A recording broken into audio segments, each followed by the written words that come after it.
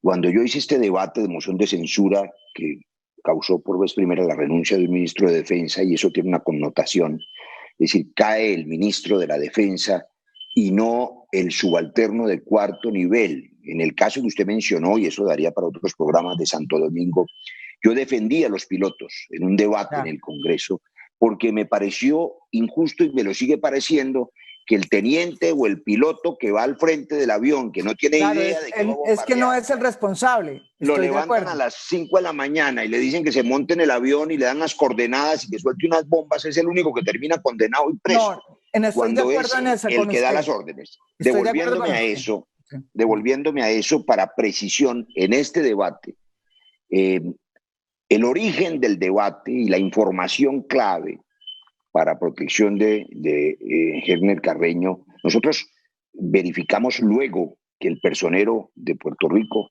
el doctor Carreño, valientemente había advertido del asunto, pero la información sobre el bombardeo de los menores es información que a mí me llega del interior del ejército.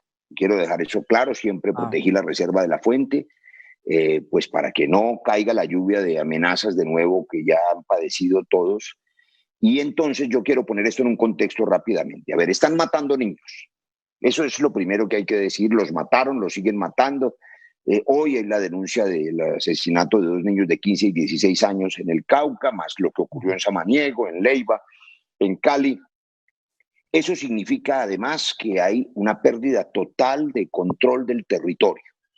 Cuando otras fuerzas controlan el territorio, estamos en un estado de degradación del gobierno y del Estado muy grande, porque eso es lo que en términos, por ejemplo, de los expertos en la guerra del Departamento de Estado norteamericano, que tiene sus protocolos, se llama guerra de mediana intensidad. Es decir, ya ni siquiera es un conflicto de baja intensidad, sino que el Estado o el gobierno de turno ha perdido control del territorio. Eso está pasando en el norte del Cauca, en el Catatumbo, en Nariño, está pasando en el sur de Córdoba y por supuesto se refleja en la reaparición de los desplazamientos forzados de Santa Lucía, de Tibú, de Montes de María. Lo pongo en ese contexto para señalar que mis denuncias de ese debate de noviembre de va a ser un año o 10 meses, no son un suceso aislado. Ha habido una pérdida continua de la seguridad.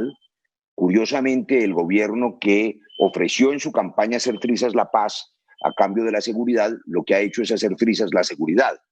Y por esa razón, el fracaso del ministro Botero, donde el hecho trágico, impactante, y respondo a su pregunta, lo dijo de manera impecable y dolorosa Diana, es decir, un Estado que identifica que hay unos niños víctimas de reclutamiento forzado, eran víctimas en un campamento, estaban durmiendo, no tenían ningún ataque, no eran parte de ninguna hostilidad. Ahora podremos revisar, y lo sabrán los juristas, todas las normas del derecho internacional humanitario que fueron violadas, de los protocolos de Ginebra, porque si hay que decirlo también en protección de los soldados de Colombia que nos están yendo y de los expertos en inteligencia militar, que este programa no necesita enchuzarlo, sino verlo a través de YouTube. Entonces hay que decir que somos absolutamente conscientes de dos cosas, que cuando un menor de edad tiene un fusil y dispara la bala del menor de edad, también mata al soldado.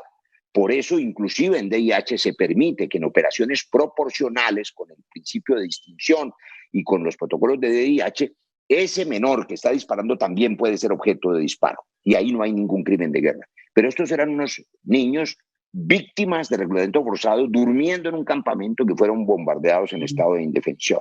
Y eso además era uno de los múltiples elementos de fracaso de la gestión de ese ministro Botero, que por supuesto se llevó la atención. Le doy una precisión más. El informe que ha hecho Cuestión Pública y de Justicia va más allá de las denuncias que yo hice en esa moción, porque usted lo ha recordado hoy, María Jimena. Yo le señalé al ministro que le ocultó al país que ese bombardeo había matado 8 o 10 niños, porque debo recordar, y yo sigo con preguntas mías que no han sido respondidas, 2 niños, o mejor dicho, 2 restos humanos que corresponden a menores de edad por patología, no fueron identificados como niños, probablemente fueron 10. El cuerpo del señor alias Cucho nunca apareció, y yo pregunté en el debate y sigo preguntando dónde está el cuerpo que justificaba supuestamente tamaña operación. Y además pregunté y sigo preguntando sin respuesta por qué se demoraron cerca de 3 meses, 2 meses y medio en entregar el informe de medicina legal. ¿Qué presiones hubo allí para manipular ese informe? Porque solo 2 meses y medio después aparece en un adendo, en otra tipografía, en otro tipo de impresora, como demostré yo en ese debate, que 2 hermanas o 2 señoras que alguien localizó habían prestado su sangre para hacer pruebas de ADN y que esa era la prueba de que algún resto humano era de alias Cucho, cuyo cuerpo nunca apareció. De suerte que hay una cantidad de preguntas sin respuesta y el informe comprueba lo que denunciamos, María Jimena. Y es que sí sabían, no solo supieron que eran niños los muertos, porque era claro y se lo ocultaron al país, y lo anunciaron como una operación impecable el propio presidente Duque, y estoy totalmente de acuerdo, esa fue mi lectura. Ellos hicieron ese bombardeo improvisado e irresponsable porque querían demostrar políticamente que golpeaban a la naciente disidencia de alias Iván Márquez.